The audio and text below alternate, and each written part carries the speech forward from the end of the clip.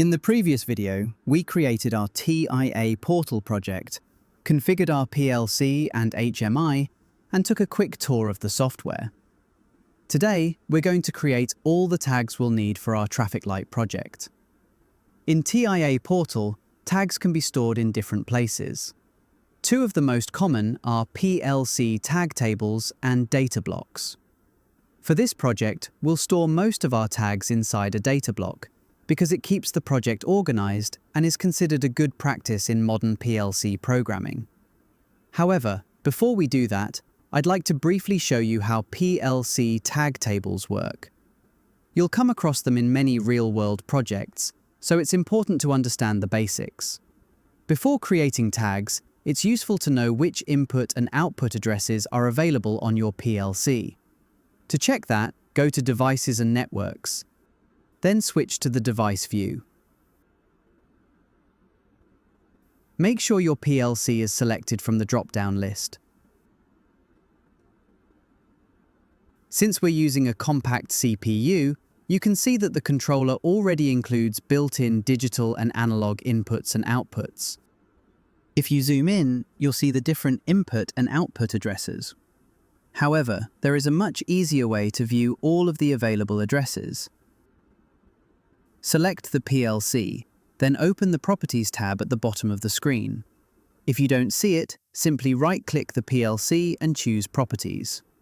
Next, click on the tab named I/O Tags.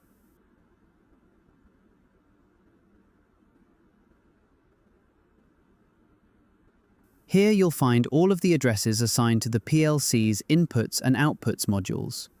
These are the addresses we'll use whenever we create tags that communicate directly with physical inputs or outputs modules. Now let's create a PLC tag table. To do that, open the PLC tags folder. TIA Portal already includes a default tag table, but to keep our project organized, we need to create our own. Click Add New Tag Table. As you can see, our tag table has been created. You can rename it if you'd like, but I'll keep the default name. Now open the tag table. We'll create 3 simple tags.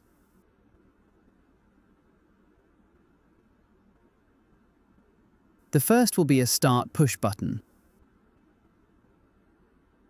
The second will be a Stop Push button. The third will represent an analog timer value. Notice that TIA Portal automatically assigns addresses to these tags. However, there's a problem. The default addresses begin at I0.0, but our PLC's digital inputs actually begin at I10.0, as you can see. That means we need to update the addresses so they match the hardware configuration. Change the Start button to I10.0. Then change the Stop button to the next available input. As soon as you assign a valid address, you'll notice that the tag now appears in the PLC's I/O list. For our timer variable, we'll first change its data type to integer. Then assign an address that matches the PLC's analog input area. This was only a brief introduction to PLC tag tables. If you plan to work with physical PLCs, I highly recommend learning more about PLC addressing, because it's an important concept in industrial automation. For the rest of this project, however, we'll use a different approach. Instead of manually assigning addresses, we'll store our variables inside a global data block. One of the biggest advantages of data blocks is that TIA Portal automatically manages the memory layout for you. In most cases, you simply create your tags, give them meaningful names, and let the software handle the addressing. Let's create one now. Open Program Blocks. Click Add New Block. You'll see several block types, including organization blocks, function blocks, functions, and data blocks. Choose Data Block, then click OK.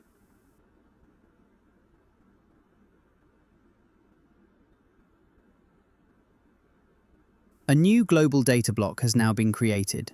You can rename it if you'd like, but I'll keep the default name. Open the data block. This table is where we'll define all of the variables used throughout our project. To see which variables we need, let's first look at our SCADA screen. A good programming practice is to design your variables around the operator interface.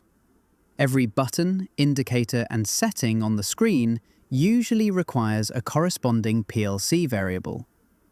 According to the SCADA interface we wish to create, first we need a start button, a stop button, and a system running indicator. Let's first create those three tags.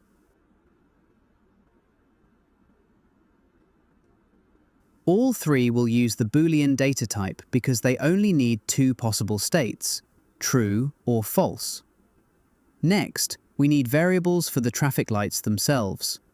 Each traffic light has three lamps, red, yellow, and green.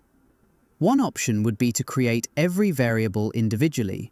For example, north_red, north_yellow, north_green. Then repeat the same process for the south, east, and west traffic lights. Although this works, it quickly becomes repetitive and harder to maintain. Imagine adding another traffic light later. You would have to create another set of red, yellow, and green variables all over again. A much cleaner solution is to use a PLC data type, sometimes called a user-defined data type. A PLC data type allows us to define a common structure once and then reuse it wherever we need it. Let's create one. Open the PLC data types folder. Click Add New Data Type. I'll name mine Traffic Light.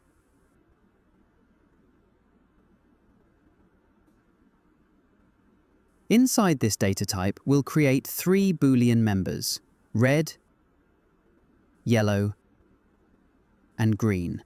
That's all we need. Now, let's return to our global data block.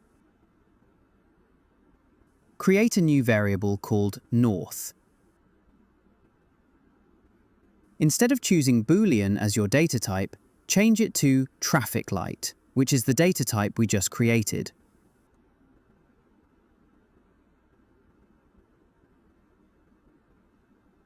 As soon as you do that, TIA Portal automatically expands the structure and creates the red, yellow, and green members for us. Now, simply repeat the same process for south, east, and west. Notice how much cleaner this is. This is just one of many techniques we'll be using throughout this series to build cleaner, more maintainable PLC programs. If you're enjoying these practical tips, consider subscribing so you don't miss the rest of the lessons. Now, if we ever decide to add another property to every traffic light, such as a flashing mode or a fault status, we only need to modify the data type once, and every traffic light automatically inherits the change. Finally, we need variables for our timer settings. On the SCADA screen, we'll allow the operator to configure three different timing values. The first is the amount of time the north-south direction remains green. The second is the duration of the yellow light. The third is the amount of time the east-west direction remains green. Let's create those three tags. Since these values represent time durations, we'll assign them the time data type. Later in the series, we'll use these variables as the preset values for our PLC timers, allowing the operator to adjust the traffic light timings directly from the SCADA screen. At this point, we've successfully created all the variables we'll need for our project. In the next video, we'll finally start writing the ladder logic that brings this entire traffic light system to life. The next lesson is already on your screen. Thanks for watching, and I'll see you in the next lesson.